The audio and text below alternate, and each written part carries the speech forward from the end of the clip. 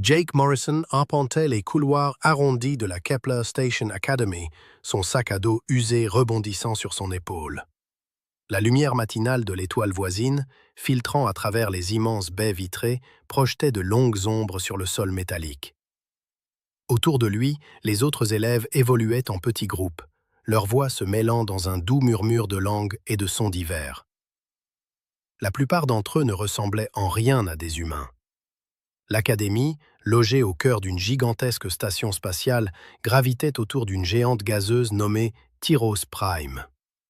Jake y étudiait depuis près de 2 ans et était toujours émerveillé par la vue des nuages tourbillonnants de la planète massive en contrebas. Sur Terre, personne n'aurait cru qu'un humain puisse côtoyer des extraterrestres de dizaines de mondes différents.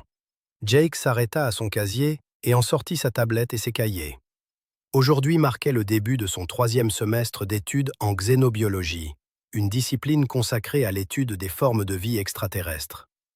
Il se passionnait pour la découverte des innombrables espèces peuplant la galaxie, chacune ayant évolué différemment en fonction des conditions de sa planète d'origine. En chemin vers la salle de classe 7B, Jake salua plusieurs camarades qu'il reconnaissait. Parmi eux, Zara, une créature grande et mince à la peau verte et aux grands yeux. Elle appartenait à l'espèce des Elani, des herbivores réputés pour leur pacifisme. Leurs doigts, longs et délicats, étaient parfaitement adaptés à la manipulation de la végétation fragile de leur planète. Près de l'entrée de la salle, Jake aperçut Lynn, légèrement en suspension dans son réservoir de mobilité. Issue d'une espèce aquatique, les murdailles, elle devait rester immergée pour respirer correctement. Son réservoir était équipé de roues spéciales et de filtres, lui permettant de se déplacer dans la station tout en maintenant sa santé. Les murdailles excellaient en mathématiques et en ingénierie, mais se montraient très craintifs envers les autres espèces. Jake pénétra dans la salle de classe et rejoignit sa place habituelle au 3e rang. La pièce était conçue pour accueillir une grande diversité d'élèves. Certaines chaises étaient plus grandes pour les espèces volumineuses, tandis que d'autres disposaient d'équipements spéciaux pour ceux nécessitant des conditions atmosphériques particulières. Les murs étaient tapissés d'écrans présentant diverses créatures extraterrestres et la flore de la galaxie. Le professeur Veltar flottait à l'avant de la pièce. Appartenant à l'espèce des cristallins, son corps semblait taillé dans du verre vivant. D'une extrême fragilité, le moindre choc risquait de briser sa structure cristalline. Pourtant, elle était aussi l'une des enseignantes les plus brillantes que Jake ait jamais rencontrées. Sa connaissance de la biologie était prodigieuse, et elle parvenait à rendre les idées les plus complexes accessibles à tous. « Bonjour, étudiants », dit le professeur Veltar, sa voix produisant un son musical, tel celui de carillons éoliens. « J'espère que vous avez tous passé un reposant intersemestre. Nous entamons aujourd'hui notre cours de xénobiologie avancée, et j'ai une nouvelle enthousiasmante à partager avec vous. » Les élèves se penchèrent en avant. Jake remarqua que la plupart de ses camarades semblaient impatients d'entendre ce que le professeur allait dire. La xénobiologie avancée était l'un des cours les plus prisés de l'académie, offrant aux étudiants l'opportunité d'étudier des espèces qu'ils n'auraient jamais pu rencontrer autrement. Ce semestre, notre classe accueillera un ajout très spécial, poursuivit le professeur Veltar. Le Conseil galactique de l'éducation a approuvé un nouveau programme de coopération interespèces. Nous serons rejoints par un étudiant issu d'une espèce qui n'a jamais participé à notre programme d'échange académique. Zara leva l'une de ses longues mains fines. « Quelle espèce nous rejoindra, professeur ?» Le corps cristallin du professeur sembla s'assombrir légèrement. L'étudiant est issu de l'espèce Cavari. La réaction dans la salle de classe fut immédiate. Plusieurs étudiants haltèrent, et Jake entendit le réservoir d'eau de Lynn émettre un léger bouillonnement alors qu'elle s'agitait. 2 étudiants d'une espèce appelée les Flutterings, de petites créatures aviaires, se levèrent et se dirigèrent vers la porte, avant de se raviser. Jake fronça les sourcils, s'efforçant de se remémorer ce qu'il savait des Cavari. Il avait lu des choses à leur sujet dans ses manuels de xénobiologie, mais les contacts de la Terre avec cette espèce avaient été très limités. De ce qu'il se souvenait, ils étaient l'une des rares espèces carnivores de la région galactique locale. La plupart des espèces ayant rejoint l'Alliance galactique étaient herbivores ou filtreurs, se nourrissant de plantes ou de minuscules organismes. « Professeur », dit un étudiant nommé X, appartenant à une espèce insectoïde appelée les chiténoïdes.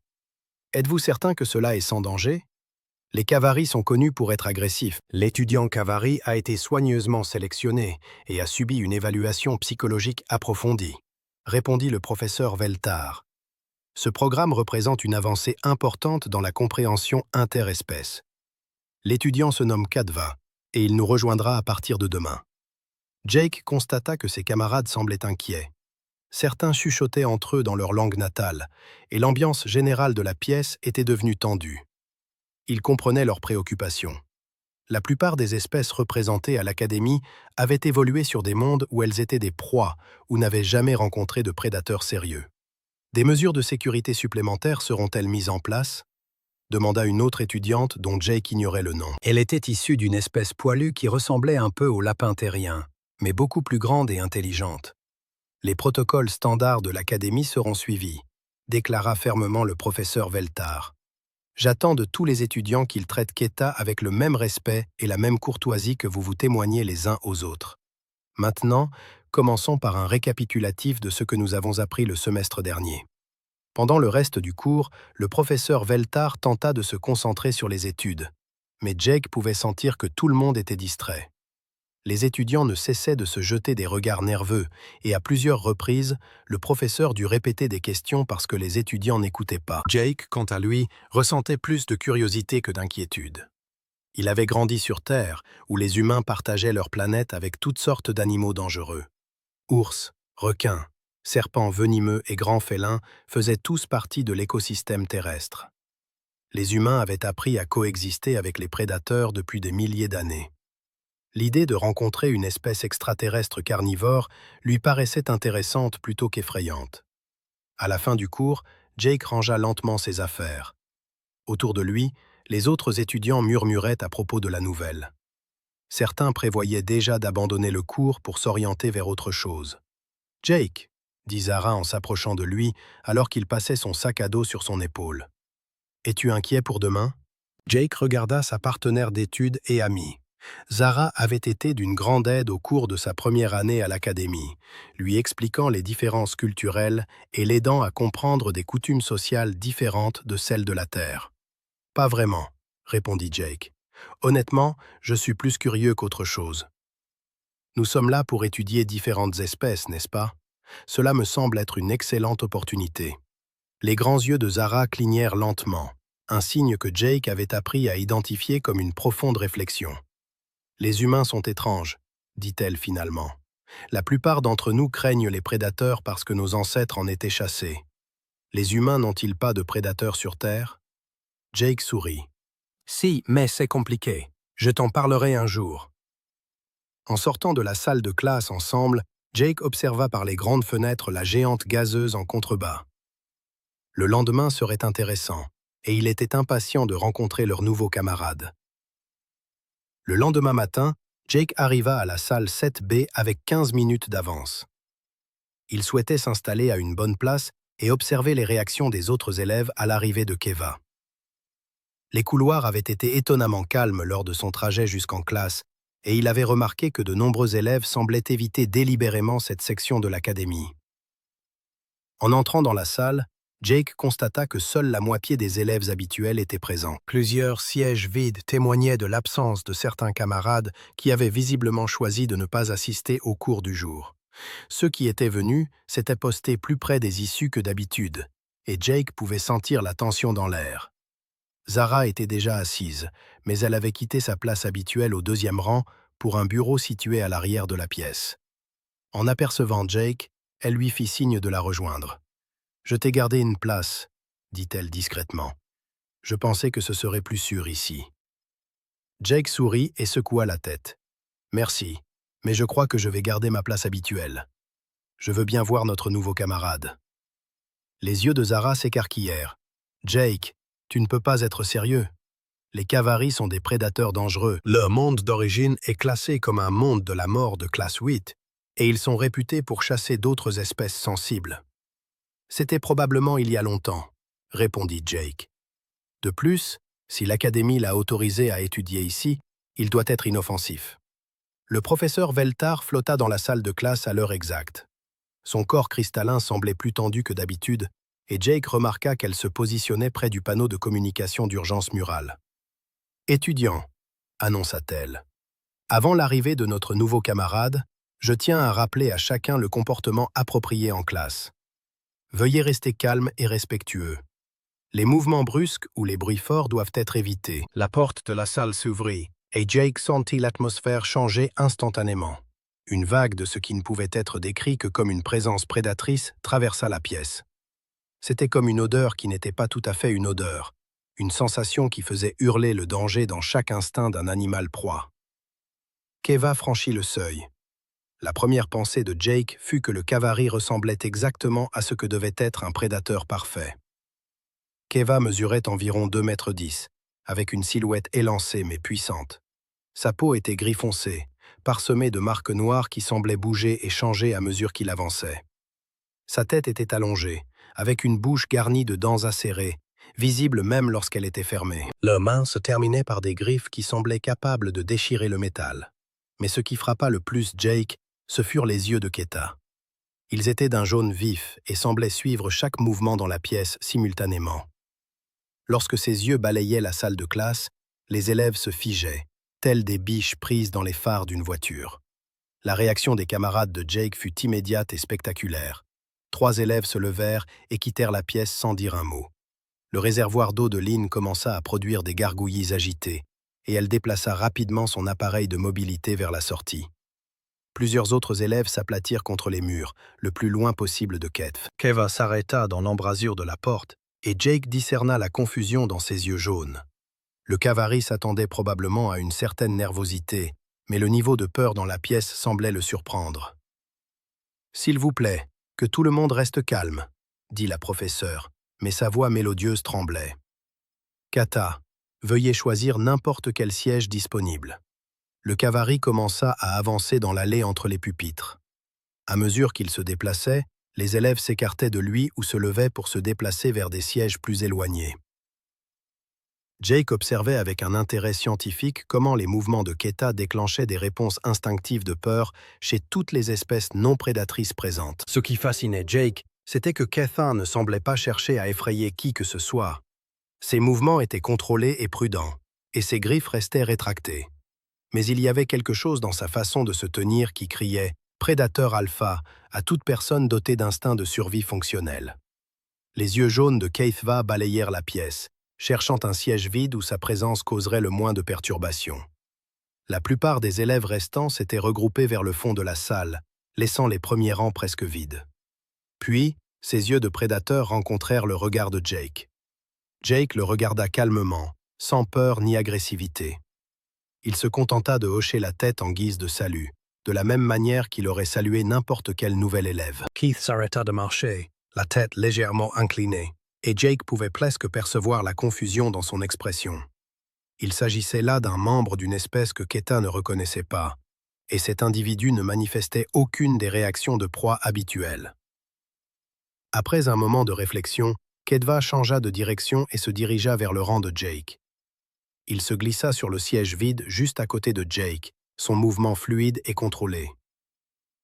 Les élèves restants dans la classe semblèrent retenir collectivement leur souffle. Zara, depuis sa position à l'arrière, semblait au bord de l'évanouissement. « Bonjour, » dit Jake doucement. « Je suis Jake Morrison. Bienvenue à notre cours de xénobiologie. » Keva se tourna pour étudier Jake plus attentivement. De près, Jake put voir que la peau du Cavari présentait des motifs complexes qui semblaient légèrement changer de couleur en fonction de l'éclairage. Ses dents étaient en effet très pointues, mais son expression paraissait plus curieuse que menaçante. « Je suis Ktva, du clan de la lune chasseresse », répondit le Cavari. Sa voix était grave et possédait une résonance étrange qui fit penser à Jake au ronronnement d'un grand félin. « Vous n'avez pas peur ?»« Devrais-je l'être ?» demanda Jake. Cette question sembla déconcerter Ketva encore plus. La plupart des espèces trouvent ma présence perturbante. Vous ne dégagez aucune odeur de peur. Jake sourit.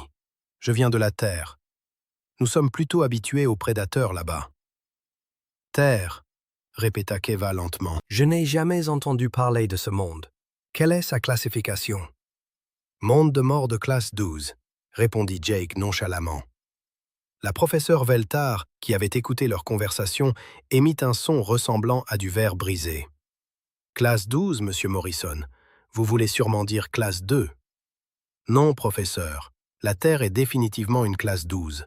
Nous avons des tremblements de terre, des volcans, des ouragans, des inondations, des sécheresses, des aires glaciaires, et environ 1 million d'espèces différentes qui peuvent vous tuer si vous n'y prenez pas garde. » La salle de classe tomba dans un silence complet. La plupart des planètes abritant une vie intelligente étaient classées entre la classe 1 et la classe 4, la classe 4 étant considérée comme assez dangereuse. Un monde de classe 12 était presque inconnu pour le développement d'une vie intelligente. Keith fixait Jake avec un nouvel intérêt. « Votre peuple a évolué sur un monde plus dangereux que le mien. »« Probablement, » dit Jake. « Quelle est la classe de votre monde d'origine ?»« Classe 8, » répondit Kedva. Jake acquiesça. « Ouais, la Terre est définitivement plus dangereuse que ça. » La professeure Veltar, remise de son choc, tentait de reprendre le contrôle de la classe. « Peut-être devrions-nous commencer la leçon d'aujourd'hui. Nous allons aborder les différentes pressions évolutives qui façonnent le développement des espèces. » Alors que la professeure commençait son cours, Jake remarqua que Keta continuait de le regarder du coin de l'œil avec ses yeux jaunes perçants. Le Kavari semblait réévaluer tout ce qu'il pensait savoir sur les autres espèces présentes dans la pièce. Jake remarqua également que la présence de Kedva continuait d'affecter les autres élèves tout au long du cours. Même si le Kavari était assis tranquillement et attentif au cours, les élèves sursautaient à chaque petit mouvement qu'il faisait. Lorsqu'il tendait la main vers sa tablette pour prendre des notes, 3 élèves tressaillaient comme s'il était sur le point d'attaquer. Le semestre s'annonçait intéressant. Au cours des 2 semaines suivantes, Jake observa la dynamique de la salle de classe avec une fascination croissante.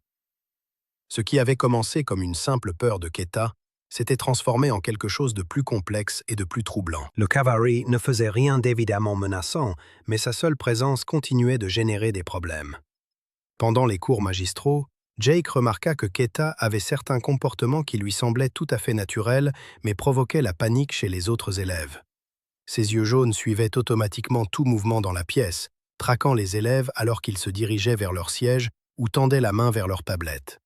Lorsqu'un stylo tombait ou qu'un bruit soudain se faisait entendre, la tête de Keta se tournait vers le son avec une concentration de prédateur. Ce n'étaient pas des actions conscientes. Jake pouvait affirmer que Keta s'efforçait sincèrement de s'intégrer et d'être un bon élève. Cependant, des millions d'années d'évolution avaient programmé certaines réactions dans son système nerveux, et ces instincts étaient impossibles à supprimer totalement. Les autres élèves, quant à eux, manifestaient des comportements classiques d'animaux de proie. Ils se déplaçaient en groupe, évitaient tout contact visuel direct avec Kedva et se positionnaient près des sorties dès que possible. Certains avaient cessé d'assister aux cours, et Jake entendit des rumeurs selon lesquelles plusieurs élèves adressaient des pétitions à l'administration pour que le Kavari soit retiré du programme. Jake se retrouva à devenir un tampon officieux entre Kedv et le reste de la classe. Puisqu'il était le seul élève qui ne semblait pas affecté par la présence prédatrice du Kavari, les autres élèves commencèrent à l'utiliser comme une sorte de bouclier. Zara n'approchait de l'avant de la salle que si Jake y était déjà. Lynn avait commencé à synchroniser son arrivée avec l'emploi du temps de Jake. « Ce n'est pas juste pour lui », dit Jake à Zara un jour, alors qu'il marchait sur la place centrale de l'académie. Kva fait de gros efforts pour être amical, mais tout le monde le traite comme s'il était sur le point de les chasser. La peau verte de Zara sembla légèrement pâlir. « Jake, tu ne comprends pas. Quand il nous regarde, chaque instinct de notre corps nous dit de fuir. Ce n'est pas quelque chose que nous pouvons contrôler. »« Mais vous pouvez contrôler vos actions, » fit remarquer Jake. « Vous n'êtes pas obligé de courir chaque fois qu'il bouge. »« Facile à dire pour toi, » répliqua Zara. « Les humains n'ont apparemment pas d'instinct de survie normaux. » Jake était sur le point de répondre lorsqu'ils furent interrompus par un brouhaha près de l'entrée du biodôme. Le biodôme de l'académie était une immense zone close qui abritait des plantes et de petits animaux provenant de douzaines de mondes différents. C'était un endroit populaire pour les étudiants qui souhaitaient étudier et se détendre. La professeure Veltar menait leurs cours de xénobiologie en excursion pour observer de nouveaux spécimens récemment arrivés d'une planète du système Vega. Jake apercevait une quinzaine d'élèves rassemblés près de l'entrée, mais ils étaient tous regroupés de manière inhabituellement serrée. Au centre du groupe, l'air mal à l'aise et isolé, se tenait Kata. « C'est ridicule, » marmonna Jake. Il s'approcha de l'endroit où Kata se tenait seule. « Comment ça va ?» demanda Jake. Les yeux jaunes de Ketva parurent troublés. « Je ne comprends pas, » dit-il doucement. « Sur mon monde, lorsque différents clans se réunissent, il y a une certaine tension, mais nous finissons par trouver chacun notre place dans le groupe.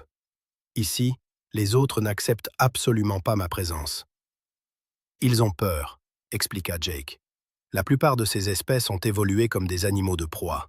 Leurs instincts leur disent que tu es dangereux. »« Mais je ne leur veux aucun mal, » protesta Kata. « J'ai étudié pendant des années pour gagner le droit d'assister à cette académie. Je veux apprendre, pas chasser. » Jake acquiesça. « Je le sais. Et intellectuellement, ils le savent probablement aussi. Mais l'évolution est difficile à contredire. » La voix mélodieuse de la professeure Veltar appela l'attention. « Étudiants, veuillez me suivre dans le biodôme. Restez avec le groupe et ne vous écartez pas. » À leur entrée dans le biodôme, Jake remarqua que les autres étudiants s'étaient immédiatement écartés au maximum, tout en restant techniquement avec le groupe. Keva se retrouva à nouveau à marcher seul, tandis que tous les autres maintenaient une distance d'au moins 3 mètres avec lui. Le biodôme était magnifique, rempli de plantes qui ne ressemblaient à rien de connu sur Terre. Certaines étaient hautes et cristallines. D'autres semblaient flotter dans les airs, et quelques-unes brillaient même de leur propre lumière interne. De petites créatures se déplaçaient à travers la végétation, la plupart étant des herbivores inoffensifs ou des filtreurs. La professeure Veltar commença à expliquer l'écosystème qu'ils observaient, mais Jake se surprit à observer ses camarades de classe à la place. Plusieurs étudiants étaient nerveux d'être dans un espace clos avec Keta, et leur anxiété affectait leur capacité à se concentrer sur la leçon. Puis quelque chose se produisit qui aggrava la situation. Un petit animal ressemblant à un lapin émergea de derrière un groupe de plantes cristallines.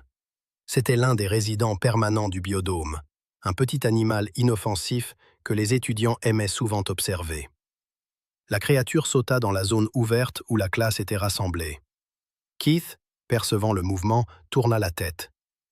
Au moment où ses yeux de prédateur se fixèrent sur la petite bête, son langage corporel se transforma. Sa posture adopta une forme clairement orientée vers la chasse. Ses muscles se tendirent, ses griffes s'étirèrent légèrement, et il fit un pas vers la créature. La réaction des étudiants fut immédiate et spectaculaire.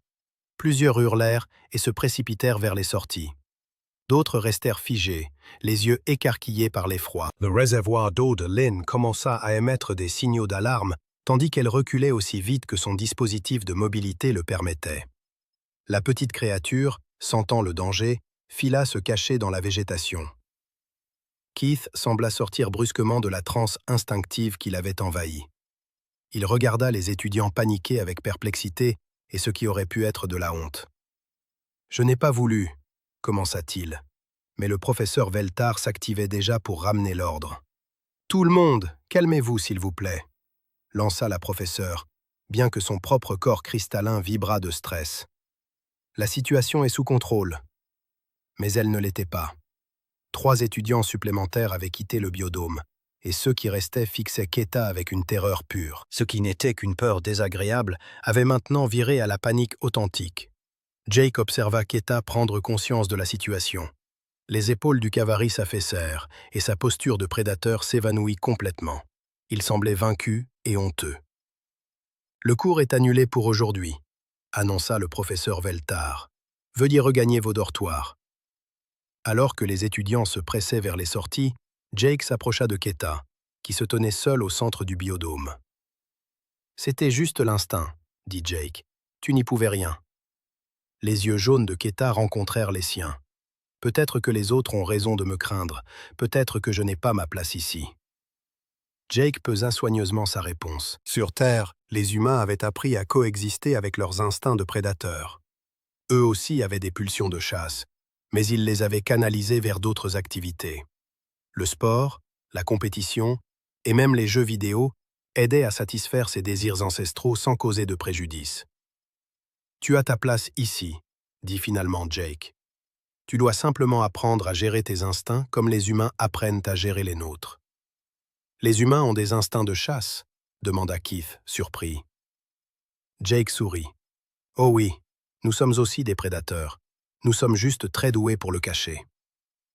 Le lendemain, Jake trouva Keta assis seul dans le salon d'observation de l'académie, contemplant les nuages tourbillonnants de Tyros Prime. Le Cavalry avait l'air abattu, et Jake remarqua qu'il tenait une tablette de données qui contenait probablement son dossier de retrait. « Ça te dérange si je m'assois » demanda Jake. Keta désigna les chaises vides autour de lui. « Il y a beaucoup de places disponibles. Il y a toujours beaucoup de places disponibles autour de moi. » Jake s'assit et suivit le regard de Keta par la fenêtre. La géante gazeuse en contrebas était magnifique. Des tempêtes capables d'engloutir des planètes entières balayaient sa surface. « Tu penses à partir » observa Jake. « Le directeur de programme a suggéré que ce serait peut-être le mieux, » répondit Keta. L'incident d'hier a conduit plusieurs étudiants à déposer des plaintes formelles. Ils disent que je représente un danger pour l'environnement académique. « Qu'en penses-tu » demanda Jake. Keith resta silencieux un long moment. « Je pense qu'ils ont peut-être raison. Quand j'ai vu cette petite créature, quelque chose en moi a changé. Pendant un instant, je n'étais ni un étudiant, ni un érudit. J'étais simplement un chasseur. Cela me fait autant peur qu'à eux. » Jake hocha la tête. « Tu veux entendre quelque chose d'intéressant sur les humains ? Quoi ? Nous sommes des chasseurs de persistance. Sais-tu ce que cela signifie » Keta secoua la tête.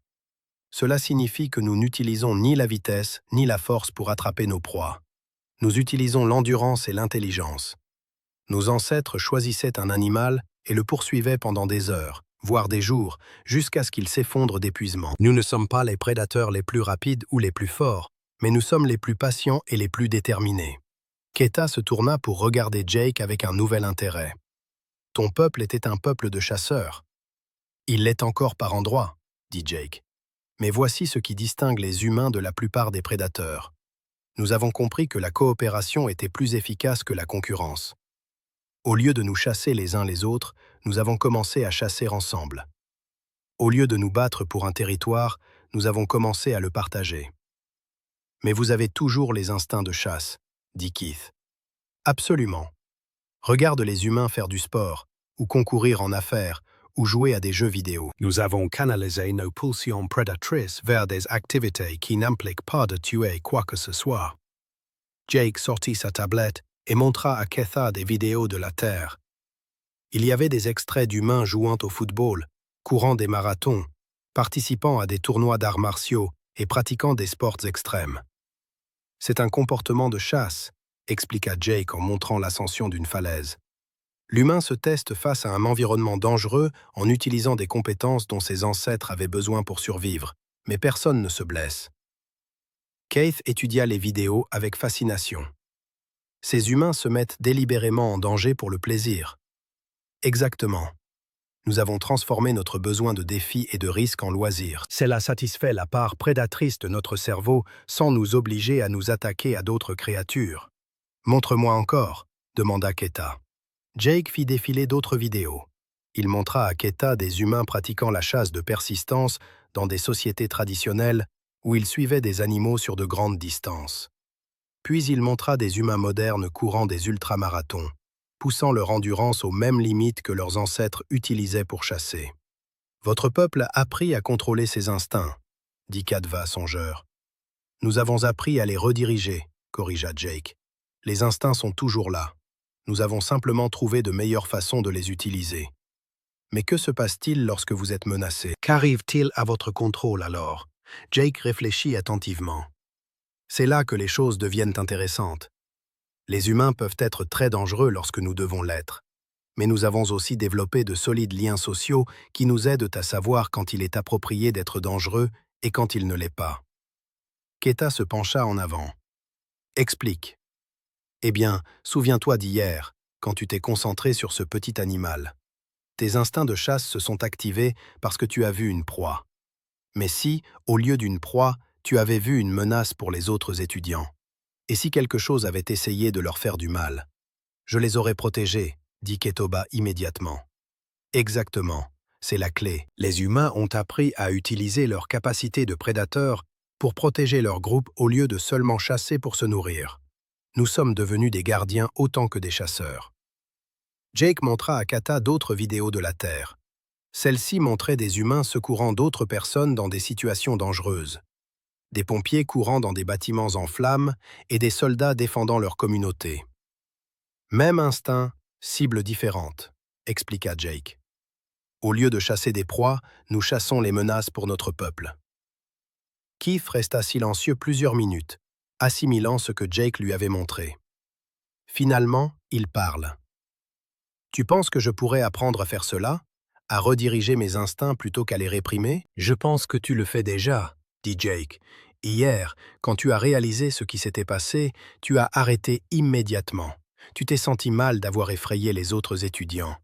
Cela montre que tu te soucies d'eux, pas seulement de la chasse. »« Mais ils ne me feront jamais confiance, » dit Keta tristement. « Comment puis-je rediriger mes instincts pour protéger des gens qui me voient comme une menace ?» Jake sourit.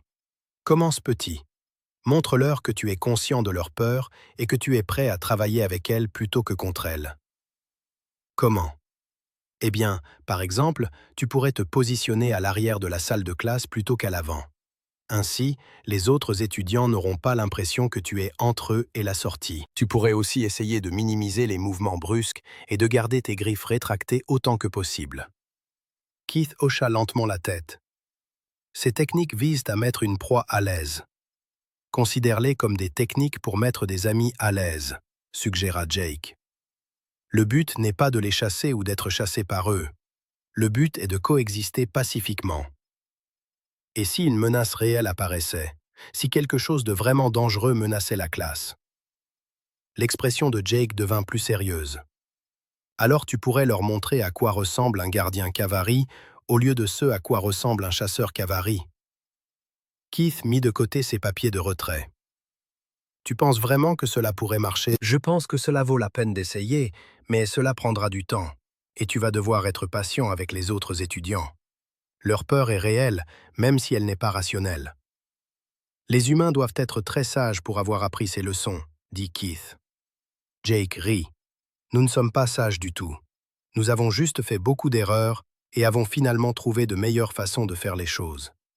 Il nous a fallu des milliers d'années pour devenir bons dans la coopération. Mais vous y êtes parvenus. La plupart du temps, acquiesça Jake. Et quand ce n'est pas le cas, nous avons des structures sociales en place pour nous rappeler ce qui est attendu. Keith se leva, sa décision prise. J'aimerais essayer votre approche. M'aiderez-vous? Bien sûr, dit Jake. Mais souviens-toi, cela n'arrivera pas du jour au lendemain.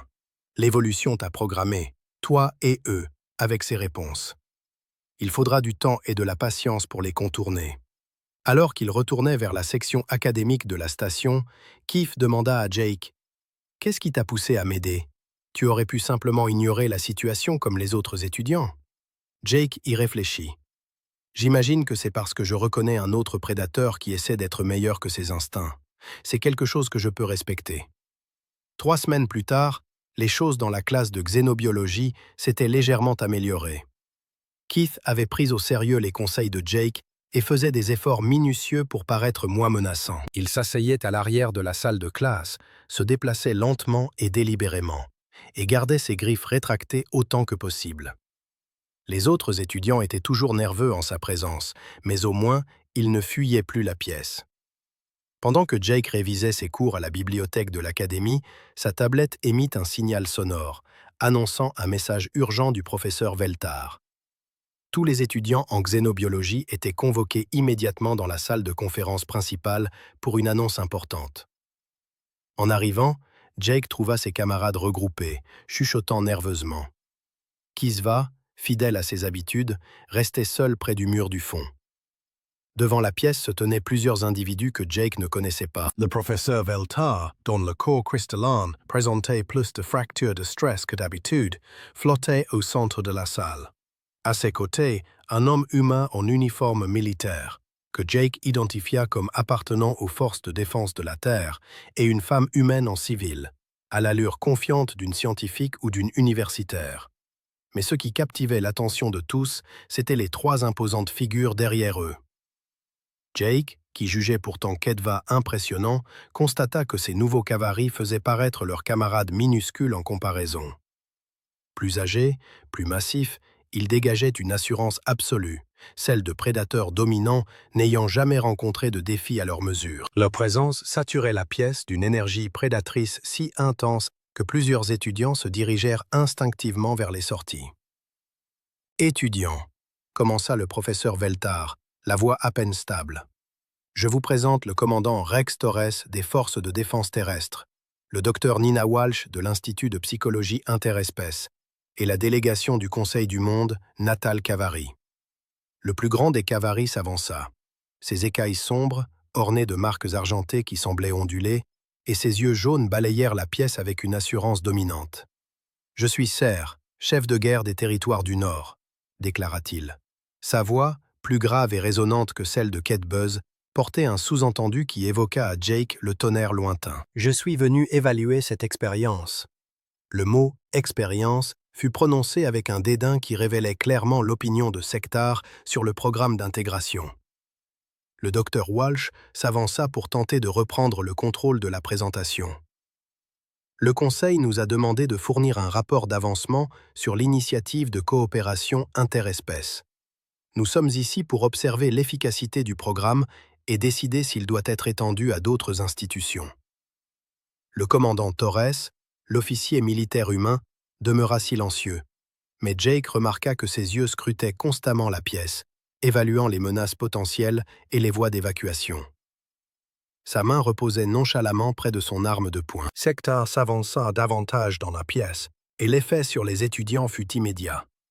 Ceux qui s'étaient quelque peu habitués à la présence de Ktva se virent rappeler qu'ils étaient en compagnie de créatures capables de les tuer sans effort. Le chef de guerre Cavari sembla savourer la peur qu'il suscitait. Où ces créatures, proies, apprennent-elles à interagir avec des prédateurs ? Demanda Sectar avec un ton moqueur. Je ne vois que peur et faiblesse. Les étudiants ont fait des progrès significatifs, protesta le professeur Veltar. Ils apprennent à surmonter leurs réactions instinctives et à s'engager dans une coopération académique. Le regard de Sectar se posa sur Keta, toujours seul au fond de la pièce. Et toi, jeune, as-tu appris à chasser parmi les herbivores ? Keva, visiblement mal à l'aise, se redressa. J'ai appris à étudier aux côtés d'autres espèces. Chef de guerre, les humains m'ont beaucoup appris sur la coopération et la retenue. Humain. L'attention de Sectar se détourna pour balayer la pièce. Lesquelles de ces créatures tremblantes sont des humains ? Jake réalisa que Sectar ne l'avait pas encore identifié comme appartenant à une espèce différente. Pour l'essence Cavari, il devait probablement ressembler et sentir la même chose que les autres étudiants. Jake leva la main. « Je suis humain », dit-il calmement. Sectar tourna son entière attention vers Jake, et ce dernier sentit le poids de ses yeux de prédateur l'observer. Contrairement aux autres étudiants, Jake ne broncha pas et ne détourna pas le regard. Il soutint fermement le regard du chef de guerre. « Tu ne sens pas la peur ?» observa Sectar avec surprise. « Devrais-je » demanda Jake, reprenant la question qu'il avait posée à Ketva des semaines plus tôt. Cette réponse sembla amuser Sectar.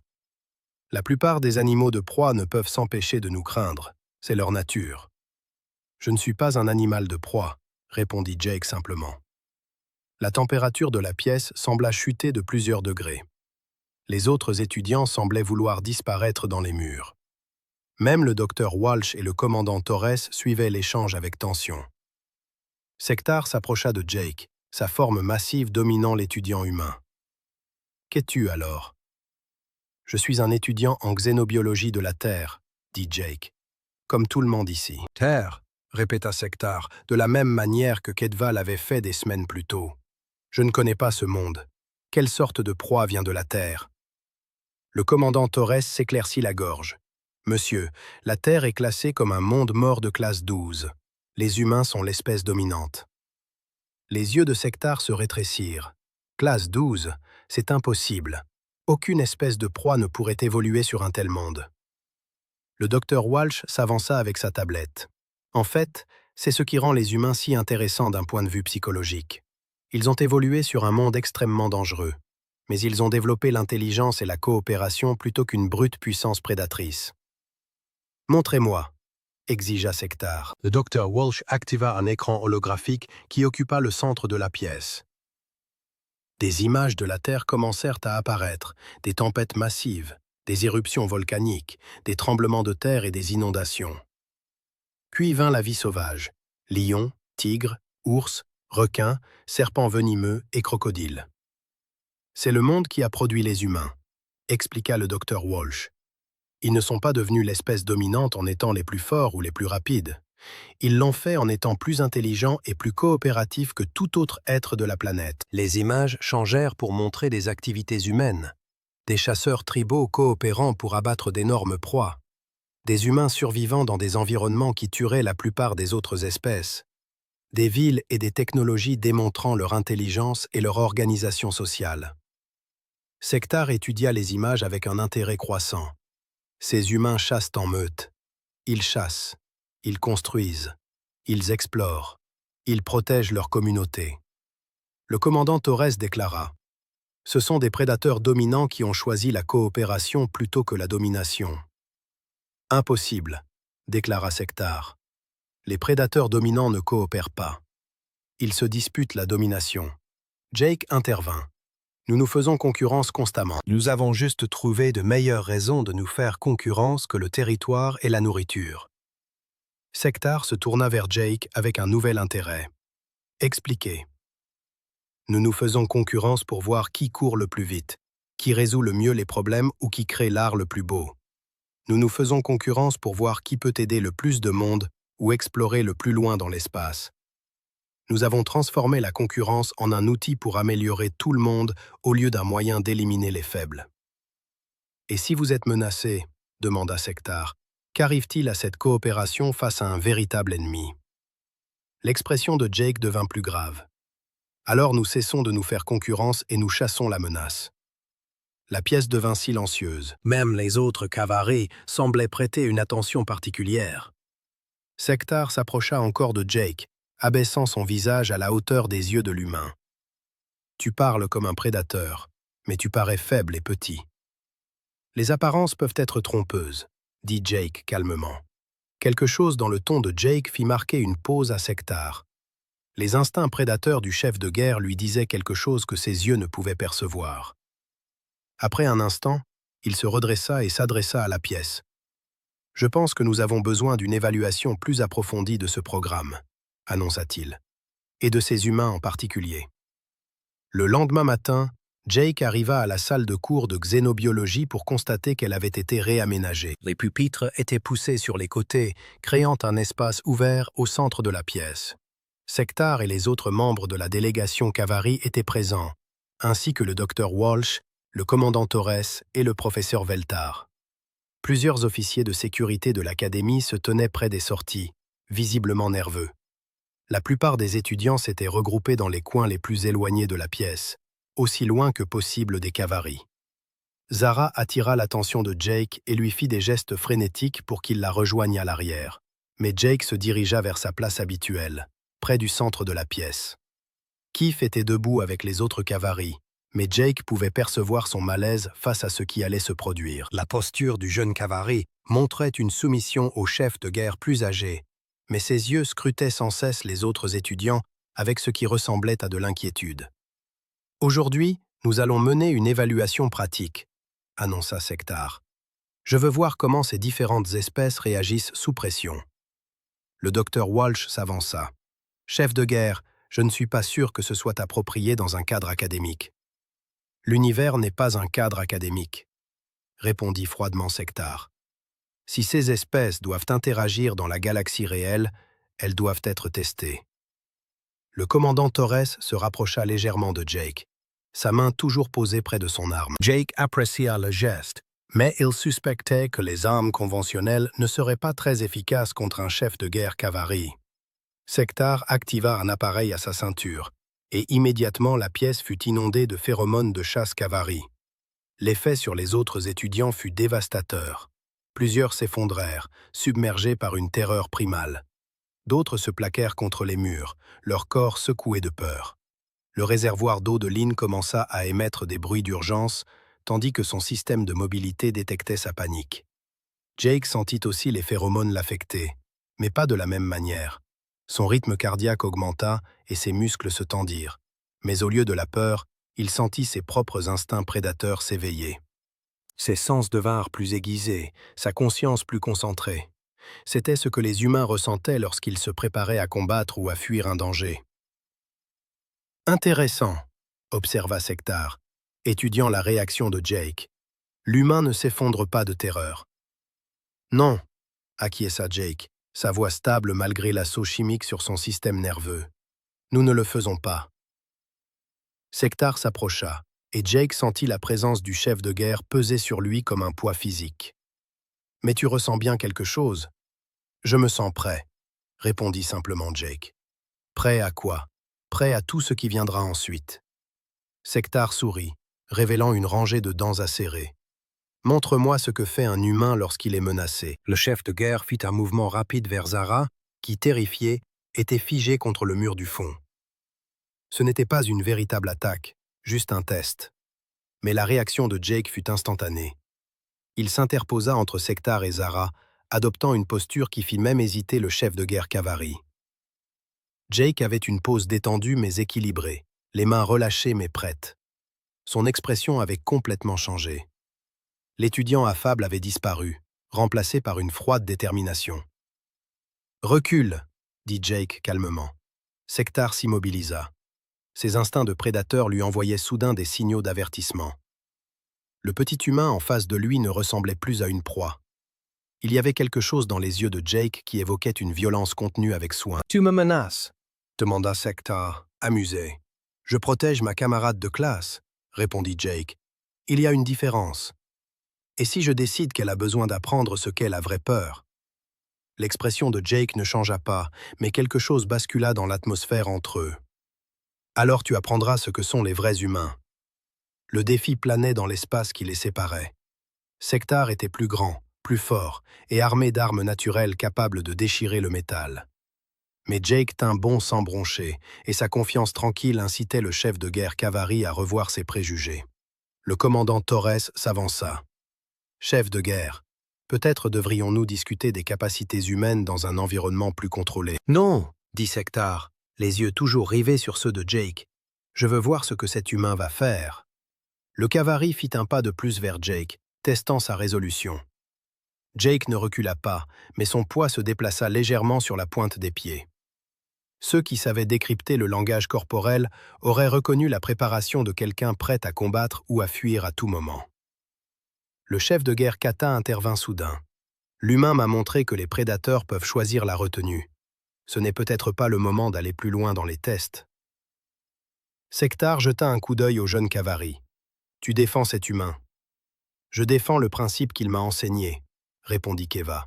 « La force utilisée pour protéger est plus précieuse que la force utilisée pour dominer. » Le docteur Walsh saisit cette occasion pour intervenir. « C'est exactement ce que nous espérons accomplir avec ce programme. Des espèces différentes qui apprennent des forces des autres. » Mais Sectar n'en avait pas fini avec son évaluation. Il se déplaça brusquement, non pas vers Jake ou les élèves, mais vers le professeur Veltar. Le fragile professeur cristallin était la personne la plus vulnérable de la pièce, et le mouvement de Sectar déclencha tous les instincts protecteurs de la salle. Jake réagit plus vite que quiconque ne l'aurait cru possible. Il s'interposa entre Sectar et le professeur dans un mouvement fluide qui témoignait d'un entraînement et d'un instinct conjugués. Mais, plus important encore, son mouvement déclencha une réaction en chaîne chez les autres élèves. Keithva se déplaça immédiatement pour soutenir Jake, se positionnant pour aider à protéger le professeur. Même certains des élèves de la catégorie des proies terrifiées trouvèrent un courage qu'ils ignoraient posséder, s'avançant pour protéger leur instructeur malgré leur peur écrasante. Sectar s'arrêta et regarda autour de la pièce avec une nouvelle compréhension.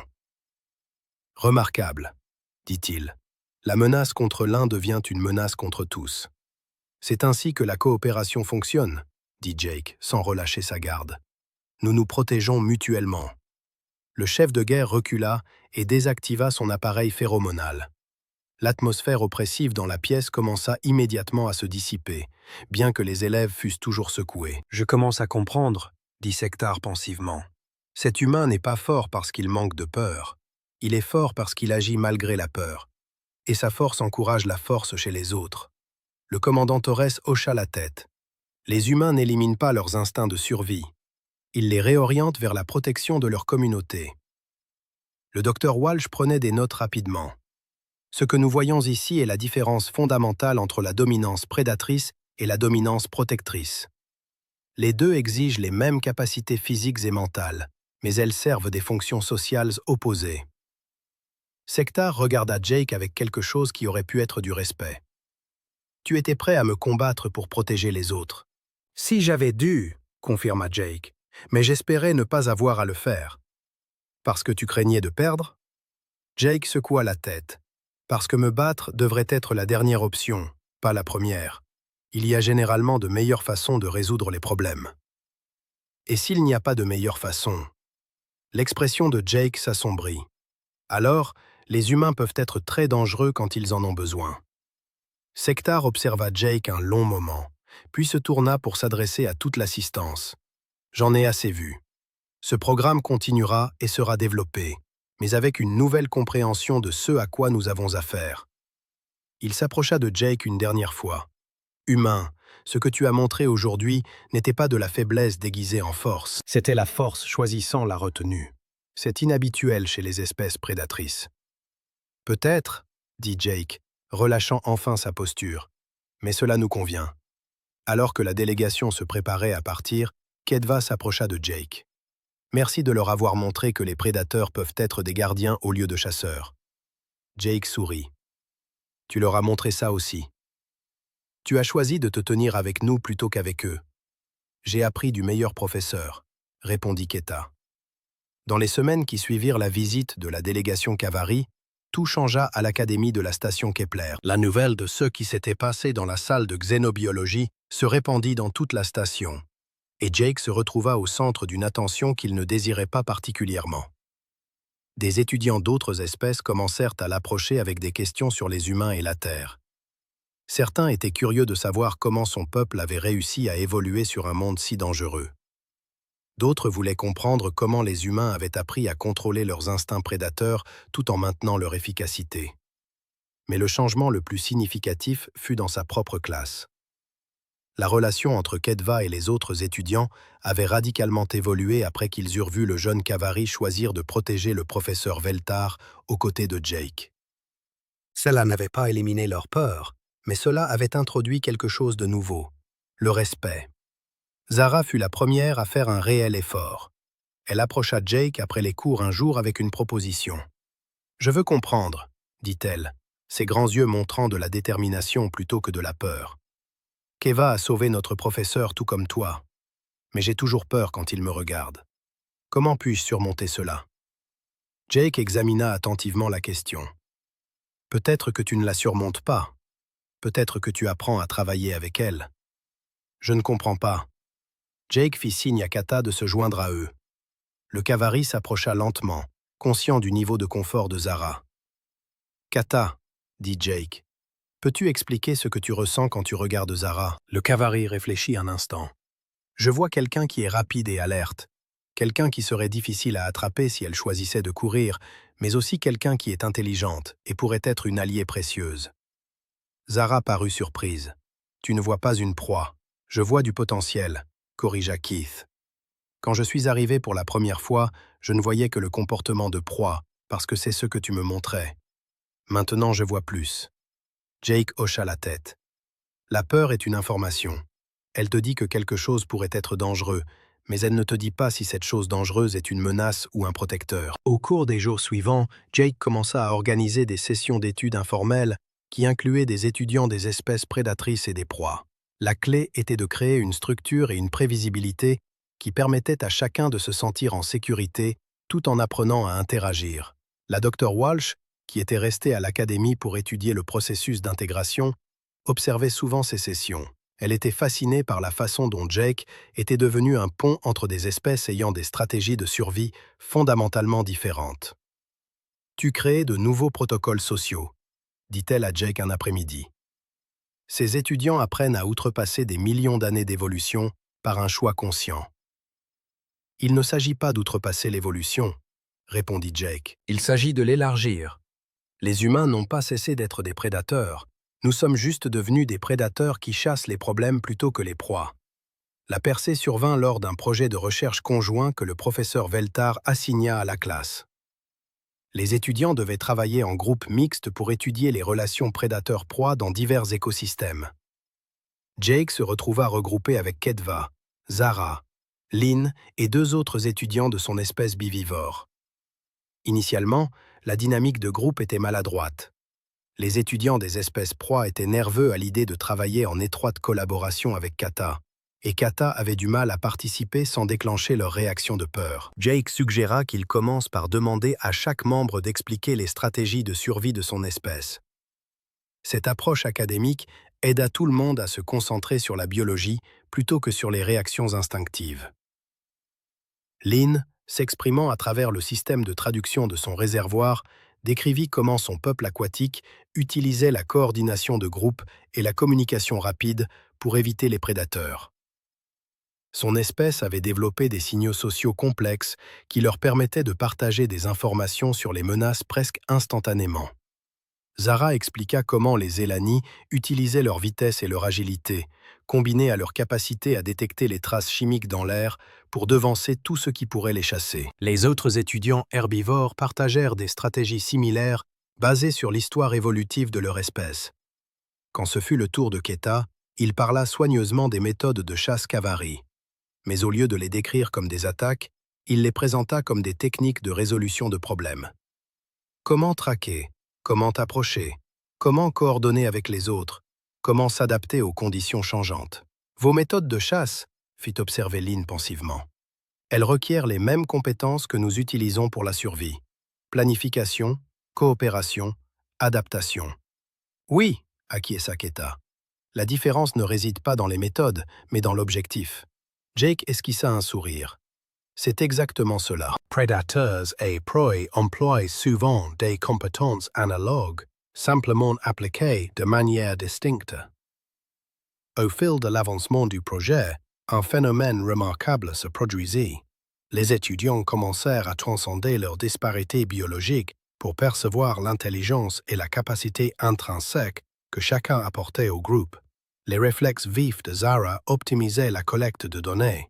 Les aptitudes mathématiques de Lynn facilitaient l'analyse des schémas. Les compétences de Kath on Track permettaient une compréhension du comportement animal que les autres n'auraient pu atteindre. Lorsque l'équipe présenta ses recherches à la classe, le professeur Veltar fut ébloui par la profondeur de leur analyse. Ils avaient mis au jour des perspectives inédites sur les corrélations prédateurs-proies en mariant des points de vue jamais réunis. Ce fut précisément l'objectif du programme d'intégration dont la réussite fut annoncée par le professeur, des connaissances issues de la coopération entre des esprits divers. Après le cours, Ketva s'approcha du groupe avec une timidité manifeste. « Je tiens à vous remercier », dit-il aux étudiants d'espèce proie. « Travailler avec vous m'a fait comprendre que l'intelligence ne se réduit pas à l'aptitude à la chasse. » Zara, à sa propre surprise et celle de tous, se rapprocha de Ketva plus qu'elle ne l'avait jamais fait et répondit. « Travailler avec vous m'a appris que les prédateurs peuvent choisir d'être des protecteurs. » Le réservoir d'eau de Lynn bouillonnait de ce que Jake identifiait désormais comme l'équivalent du rire dans son espèce. « Je crois que nous avons tous appris que nos différences nous renforcent lorsque nous travaillons de concert. » Le docteur Walsh, qui avait observé la présentation, interpella Jake par la suite. « Vous avez accompli quelque chose de remarquable ici. » Ces étudiants ne se contentent pas de se tolérer.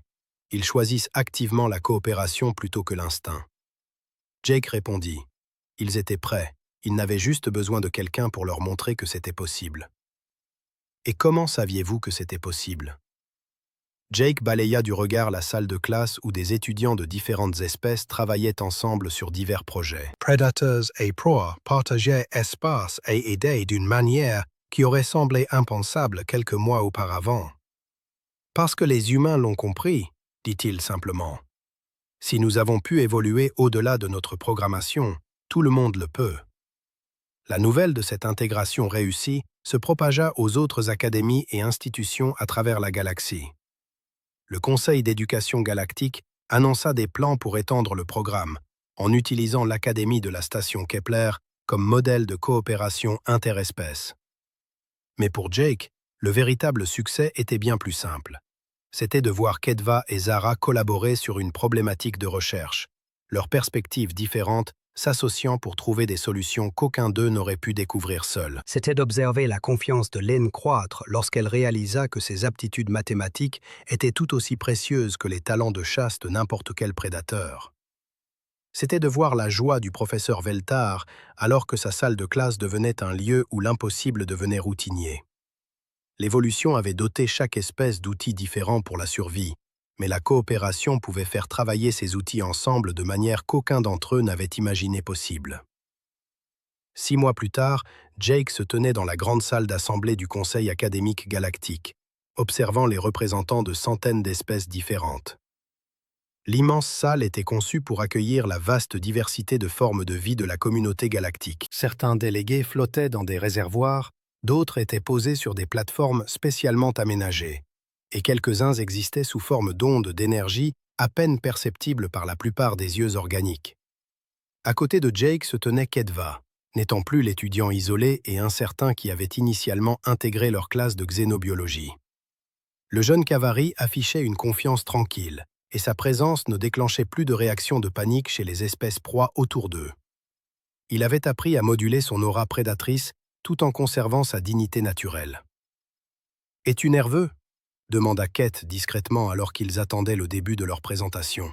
« Un peu », admit Jake.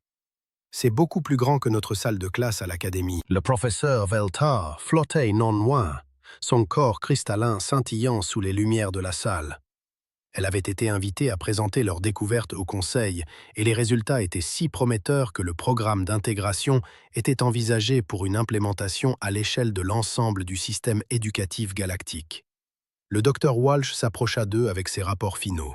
« Les évaluations psychologiques sont remarquables, dit-elle. Les étudiants du programme intégré montrent des capacités de résolution de problèmes accrues, une meilleure gestion du stress et une coopération sociale améliorée par rapport aux formations traditionnelles mono-espèces. » Le commandant Torres, devenu un agent de liaison officieux entre les intérêts humains et le leadership Kavari, acquiesça avec approbation. Plus important encore, ils acquièrent des compétences qui leur seront très utiles dans la galaxie réelle. L'univers ne sépare pas les prédateurs et les proies en différentes régions. La présentation débuta avec le professeur Veltar expliquant les fondements théoriques du programme. Elle décrivit comment différentes stratégies évolutives avaient engendré divers types d'intelligence et comment la combinaison de ces perspectives pouvait conduire à des découvertes qu'aucune espèce individuelle ne pourrait réaliser seule. Puis ce fut au tour de Jake et Kedva. Ils avaient préparé une présentation conjointe démontrant les avantages pratiques de la coopération interespèces à travers leurs propres résultats de recherche. « Lorsque notre projet a commencé, » déclara Jake à l'Assemblée, « nous pensions étudier les relations prédateurs-proies dans des écosystèmes étrangers. Ce que nous avons découvert est bien plus fondamental. » Keith fit un pas en avant. Nous avons appris que les catégories de prédateurs et de proies sont des simplifications excessives. Chaque espèce a développé des stratégies sophistiquées de survie, et ces stratégies se complètent souvent de manières inattendues. Ils montrèrent à l'Assemblée leurs données de recherche qui avaient révélé de nouvelles perspectives sur la façon dont différentes espèces pouvaient collaborer pour résoudre des problèmes complexes. Leur équipe de recherche mixte avait découvert des schémas que des équipes mono-espèces avaient ignorés pendant des siècles. L'insight clé, poursuivit Jake, est que l'évolution a offert à chaque espèce des outils distincts, mais la coopération nous permet d'utiliser tous ces outils ensemble. Un ambassadeur d'une des espèces proies les plus traditionnelles exprima une préoccupation. Tout cela est très intéressant en théorie, mais comment abordons-nous les réactions de peur fondamentales que l'évolution a programmées en nous? Je me sens toujours mal à l'aise en présence d'espèces prédatrices malgré ma compréhension intellectuelle de leurs intentions pacifiques. Kedva répondit à cette question. La peur ne disparaît jamais complètement et ne devrait peut-être pas. La peur est une information précieuse sur un danger potentiel, mais nous pouvons apprendre à distinguer la peur de l'inconnu de la peur des menaces réelles. Le processus demande du temps et de la patience. Jake ajouta, « Nous n'essayons pas d'éliminer les réponses instinctives. Nous apprenons à travailler avec elles. » Un ambassadeur d'une espèce carnivore demanda, « Qu'en est-il des instincts de prédation? Comment les espèces prédatrices contrôlent-elles leurs pulsions de chasse dans des environnements mixtes? De la même manière que les humains apprennent à contrôler les leurs, répondit Kedva, en redirigeant ces pulsions vers des objectifs productifs. Au lieu de chasser des proies, nous chassons des solutions aux problèmes. Au lieu de nous battre pour la domination, nous rivalisons pour voir qui peut contribuer le plus au succès du groupe. Le docteur Walsh présenta les données psychologiques appuyant leur approche.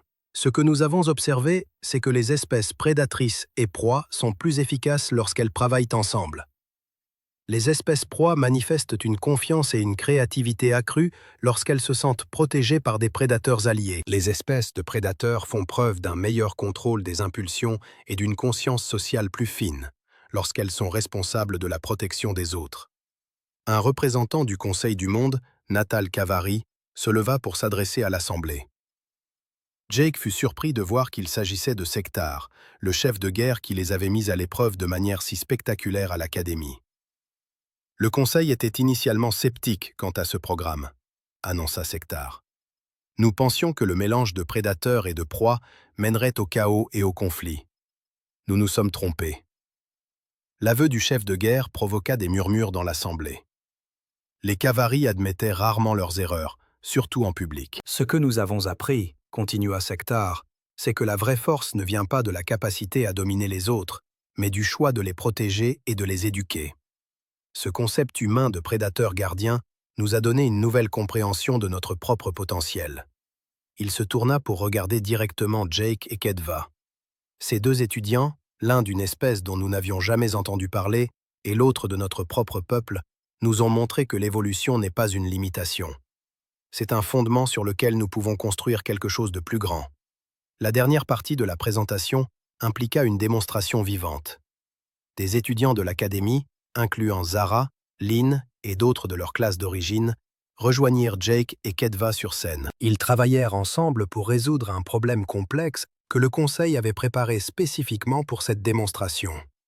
Le problème concernait la conception d'une opération de sauvetage pour une station spatiale confrontée à de multiples défaillances systémiques. Il exigeait les capacités mathématiques des espèces aquatiques, les réflexes rapides des espèces herbivores, la réflexion stratégique des espèces prédatrices et les compétences de coordination développées par les humains. Travaillant de concert, l'équipe d'espèces mixtes résolut le problème en moins de la moitié du temps que les équipes mono-espèces avaient requis lors de simulations précédentes. C'est l'avenir de la civilisation galactique, conclut le professeur. Non pas des espèces séparées en compétition pour les ressources, mais toutes les espèces travaillant ensemble pour surmonter des défis qu'aucun d'entre nous ne pourrait affronter seul. Le vote pour étendre le programme d'intégration fut unanime. Après la présentation, Jake et Kata furent assaillis par des délégués avides d'en savoir plus sur leurs expériences, mais ils réussirent finalement à s'isoler dans un coin tranquille du hall pour discuter en privé. « Jake, penses-tu que cela fonctionnera à plus grande échelle ?» demanda Kata. Jake observa l'assemblée où des représentants de centaines d'espèces menaient des discussions animées sur la coopération et l'intégration. « Ça marche déjà, » répondit-il. « Regarde autour de toi. Il y a un an, la plupart de ces espèces interagissaient à peine. Maintenant, elles planifient des programmes éducatifs conjoints. » Kata suivit son regard. « Les humains ont initié quelque chose qui transformera toute la galaxie. » « Non, » rectifia Jake. « Nous avons tous commencé quelque chose ensemble. Les humains ont juste montré que c'était réalisable. » Alors qu'ils observaient, Zara s'approcha avec Lynn et plusieurs autres étudiants de leur classe initiale. Ce groupe, jadis divisé par la peur et l'instinct, se déplaçait désormais avec une aisance familière. « Alors, quelle est la prochaine étape ?» demanda Zara. « Retournons-nous au cours habituel ou continuons-nous à repousser les limites ?» Jake sourit. « Je crois que nous allons continuer à repousser les limites. Il y a encore beaucoup à apprendre à la galaxie sur la coopération. » Kata acquiesça. Et de nombreuses autres espèces pourraient bénéficier de cette approche. Il est peut-être temps de tendre la main à certaines des civilisations plus isolées. Le professeur Veltar se joignit à eux en flottant. En fait, le Conseil a déjà approuvé le financement d'équipes d'expansion. Il souhaite que des étudiants expérimentés aident à établir des programmes d'intégration dans d'autres institutions. Vous nous demandez de devenir des enseignants? Interrogea Jake. Je vous demande de devenir des ambassadeurs, rétorqua le professeur. Vous avez prouvé que différentes espèces peuvent collaborer avec succès. Maintenant, vous pouvez aider d'autres à acquérir ces mêmes leçons. En regardant ses amis, et ils étaient désormais des amis, malgré toutes leurs divergences évolutionnaires, Jake comprit que c'était là le point fort des humains. Non pas conquérir ou dominer, mais rassembler les autres et leur montrer ce qui était possible lorsqu'ils travaillaient en équipe. « Quand commençons-nous » demanda-t-il. La réponse vint de Sectar qui s'était approché de leur groupe. « Immédiatement » déclara le chef de guerre. « L'univers est vaste, et de nombreuses espèces croient encore que la force naît de l'isolement. » Jake regarda chacun de ses camarades, y voyant non pas des proies ou des prédateurs, mais des partenaires dans une entreprise plus grande que ce qu'aucun d'entre eux n'aurait pu accomplir seul. « Alors, montrons-leur ce qu'est la coopération, » dit-il, tandis qu'ils commençaient à planifier leur prochaine aventure. Jake songea à l'ampleur des changements survenus depuis ce premier jour où un carnivore nerveux avait rejoint leur classe. Ils avaient tous appris que l'évolution leur avait accordé des dons différents, mais c'était leur choix d'utiliser ces dons pour construire quelque chose de meilleur ensemble. Et cela, pensa Jake, c'était la chose la plus humaine de toutes. La conviction que l'avenir pouvait toujours être meilleur que le passé, tant que chacun était prêt à œuvrer collectivement pour le façonner.